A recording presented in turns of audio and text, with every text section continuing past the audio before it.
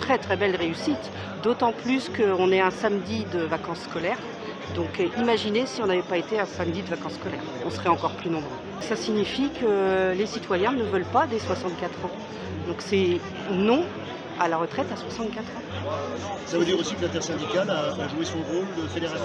Complètement. Vous le voyez bien, on est tous soudés les uns aux autres parce qu'on a vraiment le même objectif, dire non à cette réforme. C'est pas possible. Aujourd'hui, la police nous dit une valeur pas cohérente de ce qu'ils ont annoncé le 31. Alors je pense qu'il y a un message envoyé certainement au niveau du gouvernement pour dire que aujourd'hui dans la rue, certes il y a des masses, mais certainement aussi à la baisse. Et c'est pas clairement aujourd'hui, on le voit en Mayenne, à Laval, ici, mais partout en France, on est sur des masses beaucoup plus importantes que celles du 31 janvier. Et ça aujourd'hui, il faut que le gouvernement le voit, le reconnaisse. On avance. On avance, hein. C'est reparti.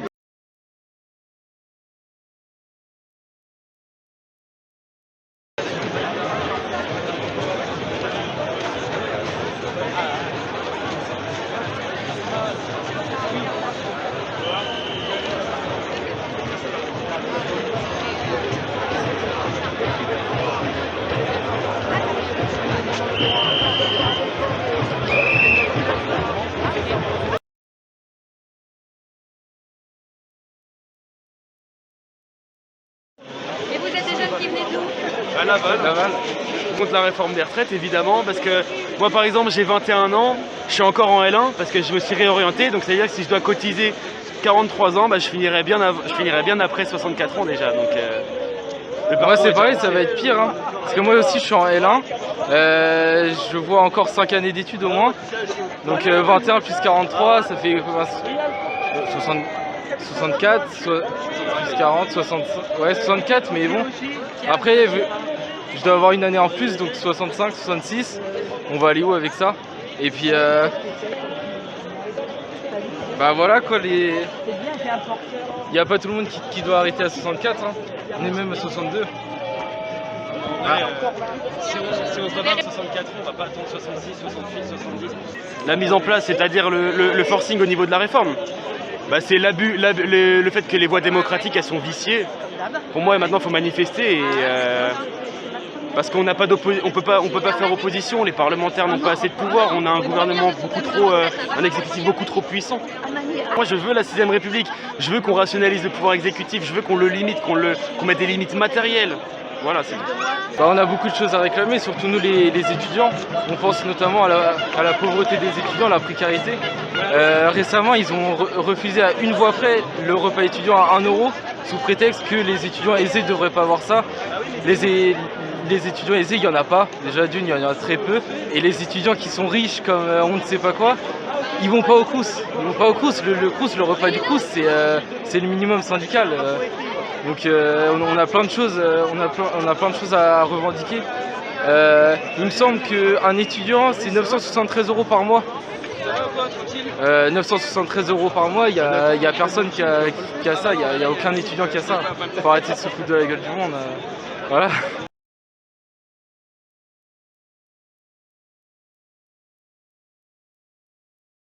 Marilène Garnier.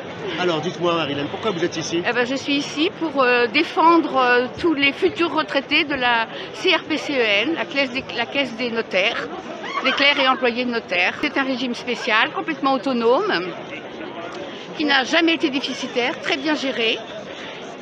Il faut savoir que le notariat, c'est 80% de femmes maintenant.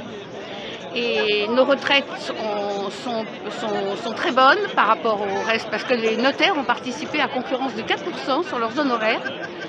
Et là, on va disparaître.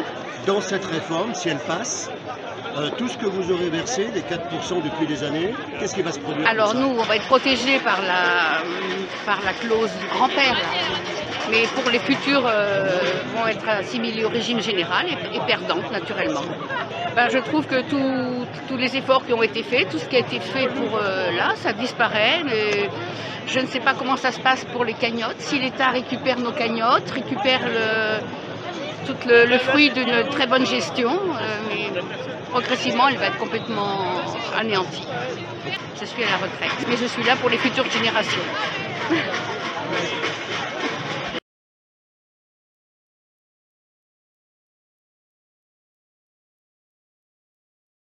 C'est quand même exceptionnel cette manifestation, non?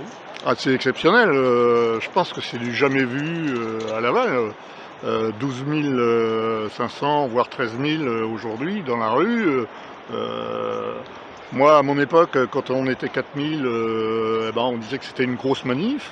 Je me rappelle de manifestations sur l'emploi à 6 500, quand il y a eu les problèmes d'Alcatel par exemple, ou aussi des manifs où on a fait 5005 en 2002, ou par rapport au CIP aussi, on a fait des manifs où on tournait autour de 5000. C'est vrai qu'on essaye toujours, et je pense que l'intersyndicale aujourd'hui en fait une forte démonstration, et je remercie toutes les organisations syndicales aujourd'hui d'avoir pu œuvrer pour que ces manifs se passent dans de bonnes conditions et que les gens puissent vaquer et le faire en se promenant, mais en même temps en étant revendicatif.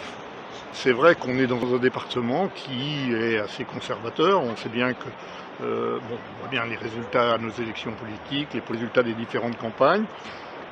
Il n'empêche que il y a le monde du travail est là aujourd'hui, il est dans la rue.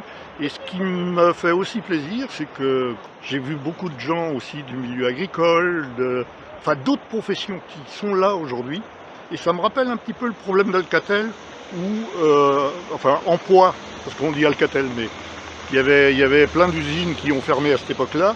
C'était plutôt le problème de l'électronique, et où il y avait aussi des gens d'autres métiers qui venaient nous accompagner dans les manifestations. Et je pense que c'est important.